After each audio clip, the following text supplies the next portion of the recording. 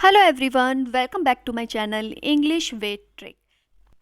आज हम William Wordsworth की जिस पोएम को पढ़ने वाले हैं उसका नाम है lines written in early spring. तो चलिए देख लेते हैं क्या है इसमें। पहले इसको थोड़ा सा समझ लेते हैं। देखिए इस पोएम में 6 स्टेंजास हैं और हर एक स्टेंजास में 4 लाइन है। तो ये टोटल कितनी लाइन्स की पोएम हो गई? ये हो गई आपकी 24 लाइन्स की पोएम। ठीक है, अब देखिए थोड़ा नाम से समझिए। लाइन्स रिटन, लाइन लिखी गई थी, कब लिखी गई थी? इन अर्ली स्प्रिंग। स्प्रिंग का जो सीज़न होता है यानी कि आपकी जो बसंत की ऋतु होती है उसकी शुरुआत में लिखी गई थी। अब इसको लाइन बाय लाइन हम पढ़ेंगे। देखिए फर्स्ट स्टेंजा में क्या है? First line, I heard 1,000 blended notes while in a grove I sat reclined. ये विलियम वर्ड्सवर्थ कह रहे हैं। क्या कह रहे हैं? देखिए आई किसके लिए यूज हुआ है? ये हुआ है हमारे विलियम वर्ड्सवर्थ के लिए। क्या कहते हैं वो? आई हेयर्ड 1,000 ब्लेंडेड नोट्स, मैंने हजारों तरीके की आवाज़ों को एक साथ सुना। कब सुना? जब मैं बैठा हुआ था। कहाँ बैठा हुआ था? एक ग्रूव में बैठा हुआ था। ग्रूव होता है एक तरीके का बगीचा, एक तरीके का गार्डन, जहाँ पे जो पेड़ पौधे होते हैं बहुत पास पास लगे होते हैं और पूरी चारों तरफ क्या होती है? हरियाली ही हरियाली होती है। और वो बैठे हुए थे एक पेड़ की छांव के नीचे, एक पेड़ के सहारे, रिक्लाइन मोड में। रिक्लाइन मोड होता है जब आप ना ही बैठे हुए होते हैं ना ही लेटे हुए होते हैं। जब हम किसी से टेक लगा के देखो, आधा लेटे हुए आधे बैठे हुए अवस्था में होते हैं ना, वही हमारा क्या कहलाता है? रिक्लाइन। ठीक है, तो विलियम वर्ड्सवर्थ वहाँ पे बैठे हुए थे, पेड़ के सहारे बैठे हुए थे और उन्होंने हजारों तरीके के साउंड्स को एक साथ सुना। देखिए third line, in that sweet mood when pleasant thoughts bring sad thoughts to the mind. और उस स्वीट मूड में जब मैं बैठा हुआ था तो बहुत ही प्लीजेंट थॉट्स जो थी मेरे दिमाग में आई। और वो जो प्लीजेंट थॉट्स थी वो ब्रिंग ब्रिंग यानी लाई, किस चीज़ को लाई भाई? सैड थॉट्स को भी साथ में लेके आई मेरे माइंड में।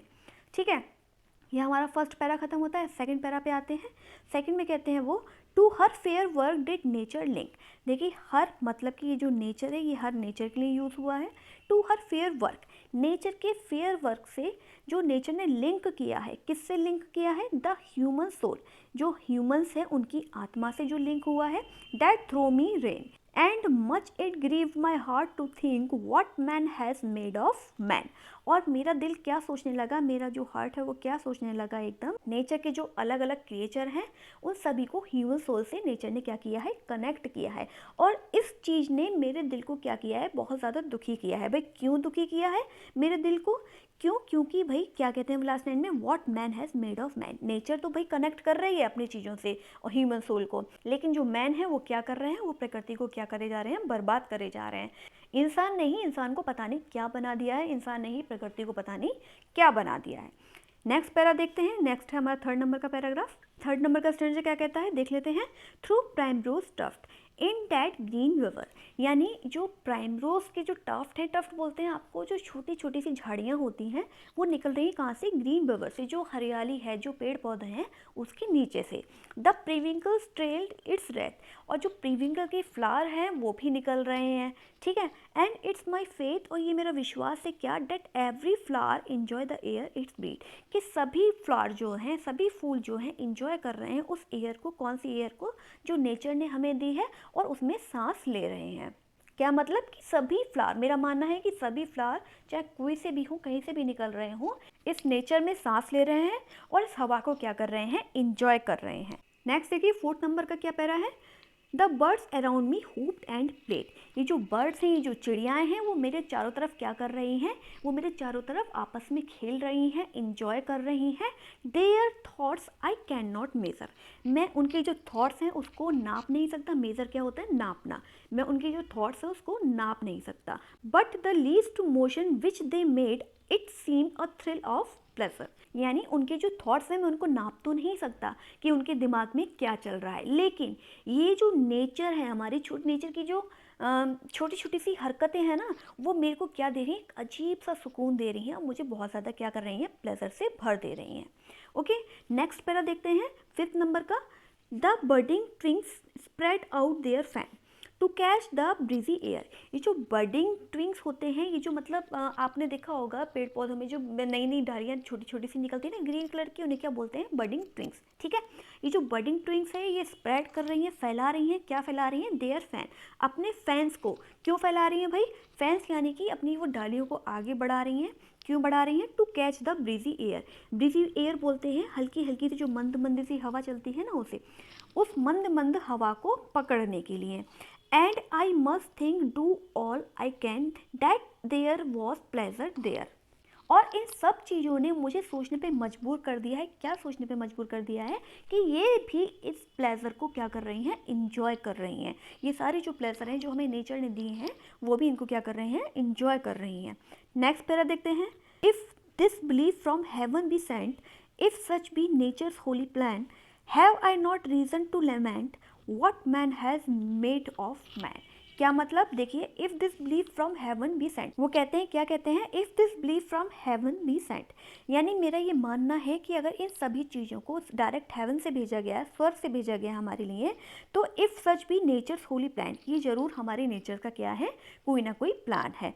Have I not reason to lament, lament बोलते हैं विलाप करना, दुख मनाना, है ना, रोना धोना। तो मतलब वो कहते हैं कि have I not reason to lament, मतलब फिर मेरे पास इसके बाद कोई भी लेमेंट करने के लिए, विलाप करने के लिए कोई भी रीज़न नहीं बचता है। What man has made of man, क्या कि इंसान ने इंसान को क्या बना दिया है, या इंसान ने प्रकृति को क्या बना दिया है। देखिए क्या कहना चाह रहे हैं वो उस पैरा में, वो कहना चाह रहे हैं कि अगर ये सारी चीज़ें, नेचर की सारी चीज़ें डायरेक्ट हेवन से भेजी गई हैं, तो ये 100% नेचर का प्लान है।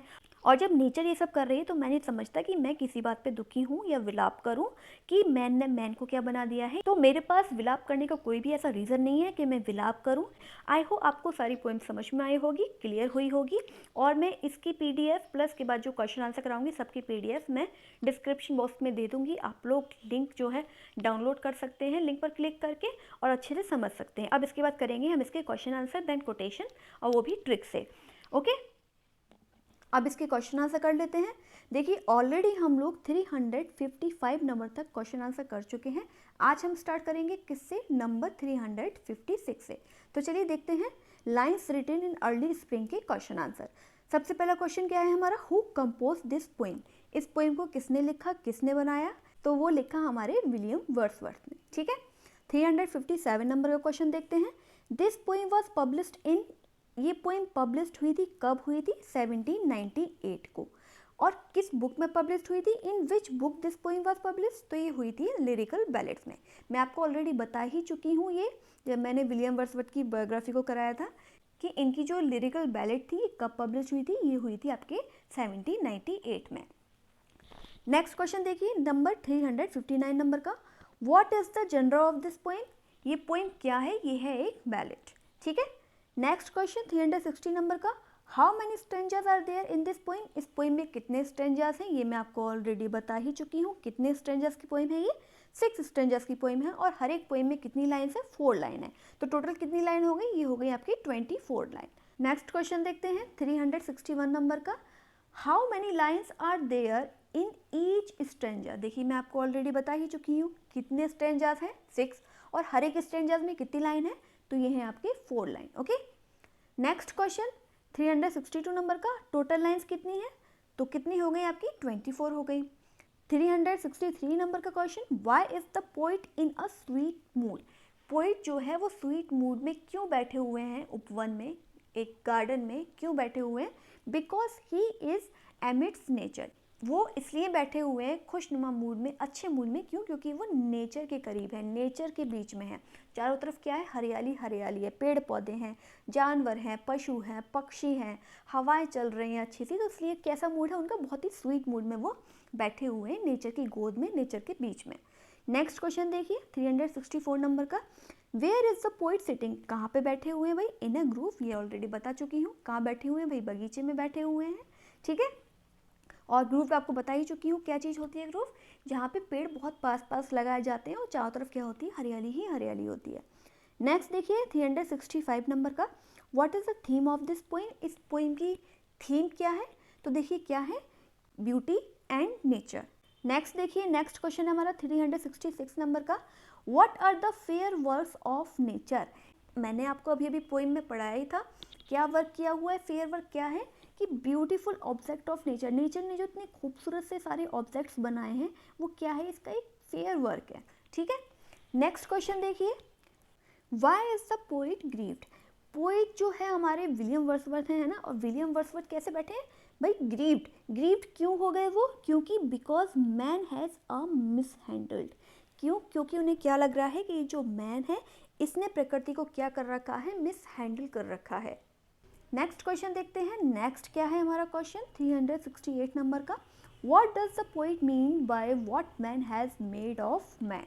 इसका क्या मतलब है पोइट का, क्या इस लाइन का क्या मतलब है, क्या कहना चाह रहे हैं वर्ड्सवर्थ हमसे, ये कहना चाह रहे हैं क्या मैन्स एलाइनेशन फ्रॉम नेचर, मतलब जो मैन है, जो इंसान है, उसका जो अलगाव हो गया है किससे, नेचर से, जो वो दूर जाता जा रहा है, वही क्या है ये लाइन, क्या what man has made of man, man ने मैन को क्या बना दिया है और मैन प्रकृति के साथ क्या करता जा रहा है। नेक्स्ट है हमारा 369 नंबर का question, choose the figure of speech used in the line to her fair word did nature link. अब देखिए नेचर को क्या कर दिया, पर्सोनिफाई कर दिया, तो सीधे सीधे पर्सोनिफिकेशन आ रहा है। आपको पता ही है पर्सोनिफिकेशन क्या होता है, मानवीकरण। जब हम किसी भी ऑब्जेक्ट को, किसी भी निर्जीव चीज़ को कैसा कर देते हैं, उसमें जान डाल देते हैं, उसको सजीव बना देते हैं, वही क्या हो गया आपका पर्सोनिफिकेशन हो जाता है। ओके, अब देखिए नेचर को हर बना दिया, ठीक है, अब नेचर को क्या कर दिया भाई, पर्सोनिफाइड कर दिया, तो ये क्या हो गया, पर्सोनिफिकेशन हो गया। नेक्स्ट क्वेश्चन देखिए 370 नंबर का, व्हाट इज अ प्रेमरोज। देखिए प्रेमरोज क्या है, ये है a small plant with yellow flower, एक छोटा सा पौधा, एक छोटा सा प्लांट जिसमें कैसे होते हैं, येलो कलर के फ्लावर होते हैं। मैंने आपको भी बताया भी था, है ना, और दिखाया भी था, ठीक है। नेक्स्ट क्वेश्चन है 371 नंबर का, व्हाट ट्रेल्ड इट्स रीड, यानी कि जो रीड थी, जो माला थी, वो किसकी बन रही थी, वो बन रही थी आपकी पेरिविंकल्स की, ठीक है। नेक्स्ट देखते हैं। नेक्स्ट है हमारा 372 नंबर का question, what is the poets faith. Poets का क्या विश्वास था, लास्ट में उन्होंने क्या कहा था कि मेरा फेथ क्या है, that every flower enjoy the air it's breath, यानी हर एक फूल, every flower enjoy the air, enjoy कर रहा है एयर को और उसमें क्या कर रहा है, सांसें ले रहा है। नेक्स्ट क्वेश्चन देखते हैं, what were the birds doing, birds क्या कर रही हैं, whooping around the poet, poet के चारों तरफ क्या कर रही हैं, बर्ड्स हुपिंग कर रही हैं, इंजॉय कर रही हैं। नेक्स्ट देखिए, नेक्स्ट है हमारा 374 नंबर का, what do the birding twig try to do. जो बर्डिंग ट्विंग है, जो मैंने आपको बताया था, जो मतलब तनों में से छोटी छोटी सी जो डालियाँ निकलती हैं, वो फैलती हैं, है ना, छोटी छोटी सी ब्रांचेस निकलती हैं, नई जो ब्रांचेस होती हैं ग्रीन कलर की, तो वो क्या करने की कोशिश कर रही हैं, वो कर रही हैं try to catch the gentle wind, यानी जो हवा है उसको क्या कर रही हैं, पकड़ने की कोशिश कर रही हैं अपने पंखों को फैलाकर। नेक्स्ट देखिए, नेक्स्ट है 375 नंबर का question, what does the poet lament about. Poet किस चीज़ के लिए विलाप कर रहे हैं, about the neglect of nature by man. ये जो मैन है, ये जो इंसान है, वो क्या कर रहे हैं, ये नेचर को यानी कि प्रकृति को क्या कर रहे हैं, नेगलेक्ट कर रहे हैं, और इसीलिए वो क्या करते हैं, थोड़ा सा दुखी होते हैं और विलाप करते हैं। कौन, हमारे विलियम वर्ड्सवर्थ, यानी कि हमारे पोइट। नेक्स्ट आइए, नेक्स्ट हमारा 376 नंबर का question, what does heaven refer to. ये जो हेवन है यानी कि स्वर्ग, ये किसको रेफर करता है, ये है आपका द प्लेस ऑफ गॉड, यानी कि ईश्वर की एक जगह। नेक्स्ट आइए, नेक्स्ट क्वेश्चन हमारा 377 नंबर का, who is the I in the poem. इस पोएम में जो आई बार बार आ रहा है, ये कौन है भाई, ये है हमारे द पोइट, यानी कि हमारे विलियम वर्ड्सवर्थ, ठीक है। देखिए आगे कोटेशन है, इसमें भी आई आ रहा है। देखिए, I hear the 1000 blended notes while in a grove I sat reclined. देखिए वही चीज़ जो मैंने आपको बता दी कि मैंने हजारों मिश्रित स्वर सुने जब मैं किस में लेटा हुआ था, उपवन में लेटा हुआ था, रिक्लाइन मोड में था, यानी रिक्लाइन मोड में बैठा हुआ था, ना लेटा हुआ था ना बैठा हुआ था। तब मैंने क्या सुनी, हजारों तरीके की आवाज़ें सुनी। ये आपकी कोटेशन स्टार्ट हो गई यहाँ से। नेक्स्ट कोटेशन देखिए, what man has made of man. ये इंपॉर्टेंट कोटेशन है, इसको इंपॉर्टेंट मार्क कर लीजिएगा।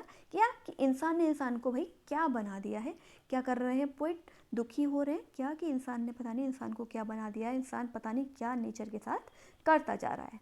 नेक्स्ट आइए, नेक्स्ट कोटेशन देख लेते हैं 380 नंबर की, the birding twigs spread out their fan to catch the breezy air.